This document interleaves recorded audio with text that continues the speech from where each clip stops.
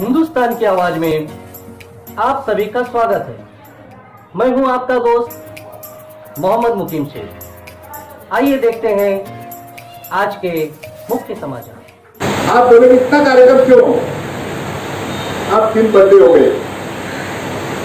बहुत से नेता जो है वो मोदी जी को डरते हैं, लेकिन ये तीनों नेता देश में ऐसे हैं, सोनिया गांधी, राहुल गांधी और प्रियंका गांधी, वही मोदी को, अपराधी को, एक साथ करोड़ को भिड़ा जाते हैं। उन्होंने ये काम किया। आप देखा ना कोई भी इंडिया का नेता देखो, कौन विपक्ष में काम कर रहा है, कौन मोदी को असत्य को सत्य की वोट जाए लेके जा रहे हैं। आपको मालूम है मोदी ने सबको जरा दबा के रखा है।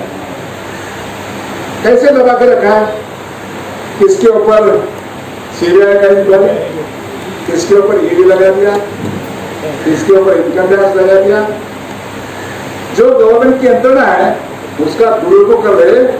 और सबसे ज्यादा भारत में अगर किधर भ्रष्टाचार हुआ होगा तो मोदी जी के राज में हुआ, सबसे ज्यादा भ्रष्टाचार। एक दिन उसके ऊपर बातें रखेंगे।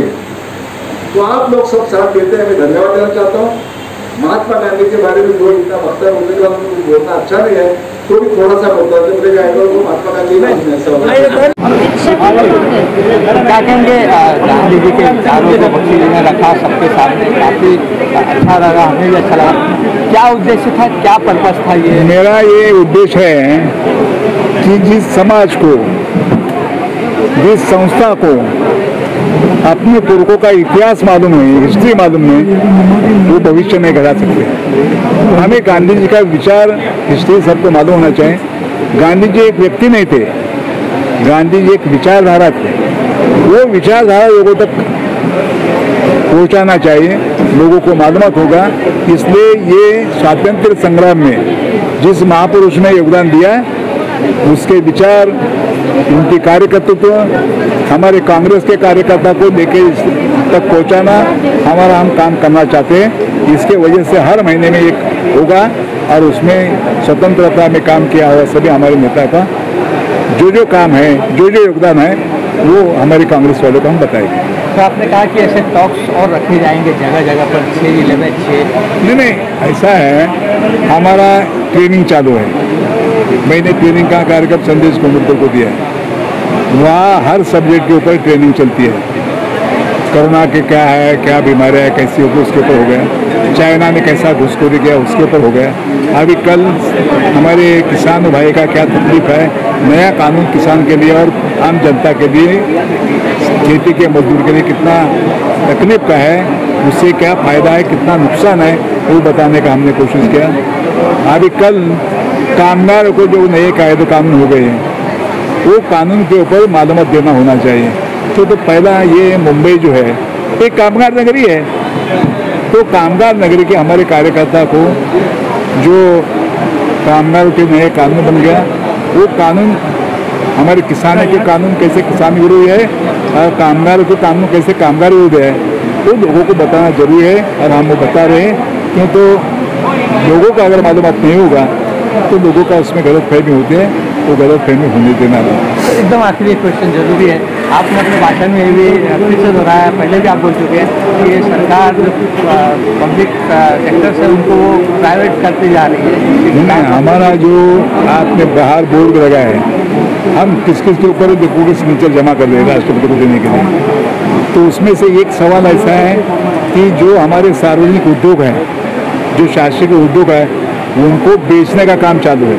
और ये सब काम चल रहा है भी जब लोग धोखे में करना के, तो ये मौका ये करके ये चुपचाप से बेच रहे, लोगों को नज़र में नहीं आए इसलिए। तो उसमें रेलवे है, जो रेल को जनता की संपत्ति बोल देते, भारत की संपत्ति बोल देते, पूरी ये लाभ अदानी की संपत्ति हो जाएगी। हमारे विमानस्थल है वो बेचते हैं, खदान बेच रहे हैं, हमारी इंश्योरेंस कंपनी बेच रहे हैं। ऐसे 26 ऑर्गेनाइजेशन बेच रहे हैं, जिससे लोगों को फायदा होने के बाद नुकसान होगा। देश की संपत्ति एक प्राइवेट आदमी के हाथ में जाएगी और वो बोलेगा वैसा हमको चलना पड़ेगा। कल वो टिकट का 10 रुपये का 20 रुपये करेगा तो भी हमको देना पड़ेगा, लोगों को बहुत तकलीफ आएगी। ये काम जो है हमने बताया कि हमारे नेता राहुल गांधी ने कहा है कि आपने जो खासगीकरण किया, निजीकरण जो किया है गवर्नमेंट ऑर्गेनाइजेशन का, सार्वजनिक ऑर्गेनाइजेशन का, वो कांग्रेस आने के बाद सबको पूरा गवर्नमेंट देगी। बैंक का क्या होता है, पहला प्राइवेट बैंक थी, इंदिरा गांधी ने बैंकों का राष्ट्रीयकरण करके देश की लिए की। अब ये फिर प्राइवेट बैंक कर रहे, तो फिर हमको राष्ट्रीयकरण करना पड़ेगी। हमको जनता के लिए काम करना है, देश के लिए काम करना है, और सब उद्योग धंधा जो है वो निजी करने के बदले देश का होना चाहिए, जनता का होना आज प्याज की महंगाई को लेकर देश की महिलाएं और गृहिणी बहुत परेशान है, उसके बारे में आप क्या कहें? प्याज के दाम को लेकर देश की महिलाएं और परिवार बहुत परेशान। क्या हो गया आपको मैं बताना चाहता हूँ। ये केंद्र का जो कोई सिस्टम है वो सिस्टम बराबर नहीं है, और ये सिस्टम से वजह से व्यापारी नाराज हैं, ये सिस्टम की वजह से हमारे किसान भाई नाराज हैं, और उसके वजह से प्याज का दिलाव बंद हो गया। अभी केंद्र से उसको हस्तक्षेप करना चाहिए, केंद्र का सवाल है। पहला ऐसा ये किसान के बिल में भी ये है कि जो एसेंशियल कम्युनिटी है, कमोडिटी है, जो जिसको बोलता है कि अत्यावश्यक सेवाएं है, वो बंद किया है ये कानून से। पहले अनाज, दाल, प्याज, आलू, ये एसेंशियल कम्युनिटी थी, ये कम्युनिटी थी कि वो जो लोगों को जीवन आवश्यक वस्तु थी वो निकाल दिया इन लोगों ने, और अभी प्याज बाहर भेजा, प्याज अंदर किया, ये सब क्या वजह से हो रहा है। तो अभी वही बीजेपी के अध्यक्ष ने लेटर लिखा है, गोयल को देखता है क्या करता है। तो ये केंद्र की वजह से हो रहा है, आज लोग नाराज हैं, जनता भी नाराज है, जनता के आंखों में पानी आता है, और हमारे किसान भाई है उसका भी प्याज सड़ रहा है। ये बहुत बड़ी दुर्भाग्यपूर्ण बात है कि इसके ऊपर हम ये बात करते हैं। छोटा सा एकदम छोटा था, बहुत छोटा था। हाँ, आज के संदर्भ में छोटा था। सर, आपने भाषण में कहा कि जो गांधी नहीं समझ पाएगा वो आगे कुछ नहीं समझेगा, चाहे वो कांग्रेस हो चाहे कोई, क्या कहेंगे? देखो भाई, ऐसी बात है कि इस देश के अंदर मैंने बोलने की कोशिश की कि दो व्यक्ति ऐसे पिछले 150 साल में आए जिन्होंने देश की दिशा बदलने का काम किया। एक डॉक्टर बाबा साहब अम्बेडकर, एक महात्मा गांधी। महात्मा गांधी जी पूरे हिंदुस्तान को एक कर देना चाहते थे। जो हिंदुस्तान में 5000 घुड़सवार किसी विदेश से आते थे, पूरा हिंदुस्तान चीर के जाते थे, सोमनाथ मंदिर भी लूट लेते थे, और किसी को कुछ फर्क नहीं पड़ता था। उस हिंदुस्तान को महात्मा गांधी जी ने एक करने का काम किया, और वो जो एकता पैदा हुई उसी से अंग्रेज घबरा। भाई अभी तो ये इतने इकट्ठे हो गए, ये हमारे लिए मुश्किल काम है। तो गांधी जी को हमने समझना चाहिए। दूसरा, कहीं पे भी हिंसा ना हो,